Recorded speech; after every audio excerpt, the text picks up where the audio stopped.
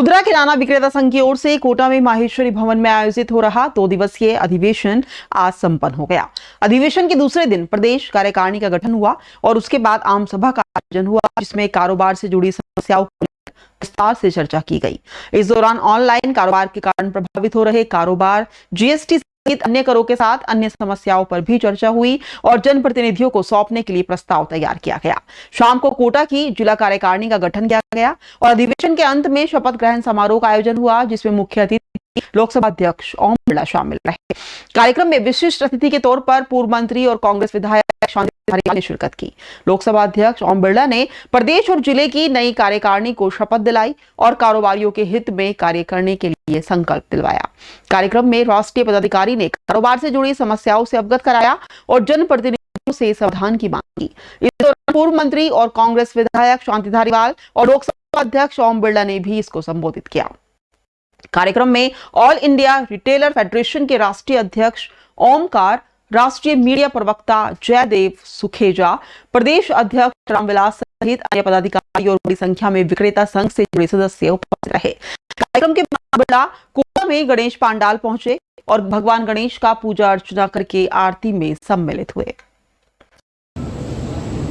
और मैं जो भी जितने भी आपके पंजाब से, हरियाणा से, दिल्ली से तथा राजस्थान से तो ज़्यादा लोग आए हैं। जैसा मुझे बताया कि 150 करीब आदमी व्यापारी जो है वो बाहर से आए हैं, तो उनका सबका कोटा में स्वागत करता हूँ। हर व्यक्ति जानता है कि ये जो खुदरा व्यापार है ये भारी संकट से गुजर रहा है। और जो विदेशी व्यापार की नीति जो बनाई गई, दोनों सरकारों ने बनाई है। यदि कि कांग्रेस भी नहीं, कांग्रेस इससे बढ़ के आई, दोनों सरकारों की नीति यही नहीं है इस ऑनलाइन व्यापार को चलने दो, कोई दिक्कत नहीं है। लेकिन खुदरा व्यापारियों का भी तो ध्यान रखो भाई।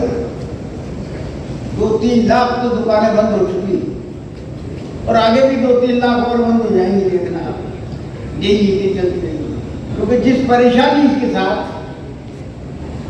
छोटा व्यापारी व्यापार करता है वो मुसीबत को कोई समझता है, मतलब उसको एक प्रोटेक्शन की जरूरत है।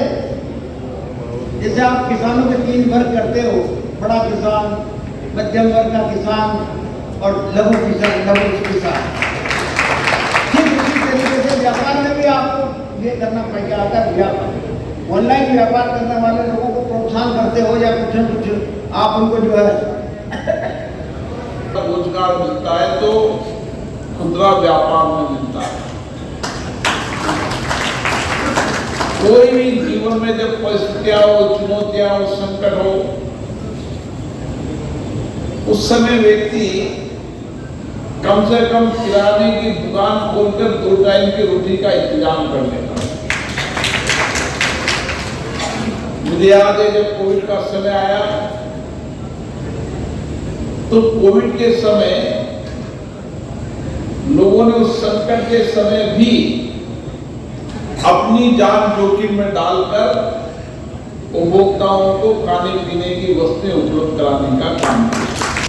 ये बात सही है कि परिवर्तन के साथ ई-कॉमर्स कंपनी आई, ऑनलाइन व्यापार हुआ, लेकिन उनका कभी भी कोई भावनात्मक संबंध उपभोक्ता के साथ नहीं रहा।